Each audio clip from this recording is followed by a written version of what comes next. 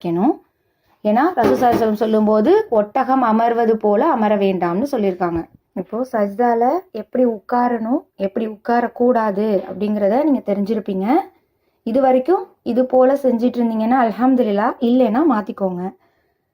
சஜ்தால என்ன ஓதணும் அப்படின்னா சுபஹான ரப்பியல் அலா அப்படிங்கிறத ஓதணும். கூடுதலா சுபஹானக அல்லாஹும்ம ரப்பனா வ பிஹம்திக அல்லாஹும்ம ஃபிர்லி அப்படிங்கிற துவாவையும் ரசூலுல்லாஹி அவங்க சேர்த்து ஓதியிருக்காங்க. இதை 3 முறை தான் ஓதணும் அப்படின்னு இல்லை, விரும்பிய அளவு வரைக்கும் நம்மளால எவ்வளோ முறை முடியுமோ அந்த சஜ்தா செய்யும்போது ஓதிக்கலாம். ஒருத்தவங்க சஜ்தால இருக்கிறப்ப அவங்க விரும்பிய துவாவை அவங்களோட தாய்மொழியிலேயே கேட்டுக்கலாம். அது மட்டும் இல்லாமல் சஜ்தால அதிகம் பிரார்த்தனை செய்யணும். ஏன்னா அல்லாஹ் நம்மளுடைய துவாவை ஏற்கப்படக்கூடிய அந்த இடம் ரொம்ப ரொம்ப தகுதியானது. அதனால சஜ்தால துவாவை அதிகரிங்கன்னு ரசூல் ஸல்லல்லாஹு அலைஹி வஸல்லம் நமக்கு சொல்லியிருக்காங்க. ஏற்கனவே சொன்ன மாதிரி சஜ்தா செய்யும்போது என்னென்ன உறுப்புகள் படணும் அப்படின்னா நெற்றி, மூக்கு, 2 உள்ளங்கை, 2 மூட்டுக்கள், அதாவது 2 முழங்கால்கள், 2 பாதங்களோட நுனி விரல்கள், நம்ம 2 கால்களோட நுனி விரல்கள் மட்டும்தான் தரையில் படுமாறு வைக்கணும். கால் விரலை எப்படி வைக்கணும், நான் ஏற்கனவே பிக்சரில் சொன்ன மாதிரி கிப்லா திசையை நோக்கிற விதமாக 2 கால்களையும் சேர்த்து அது மாதிரி வைக்கணும். ஆடையோ முடியோ நம்ம தரையில் படாதவாறு, அன்எக்ஸ்பெக்டடாக நமக்கு சஜ்தா செய்யும்போது நம்மளோட ட்ரெஸ்ஸோ ஏதோ பட்டுச்சுன்னா அதை நம்ம தடுக்கக்கூடாது.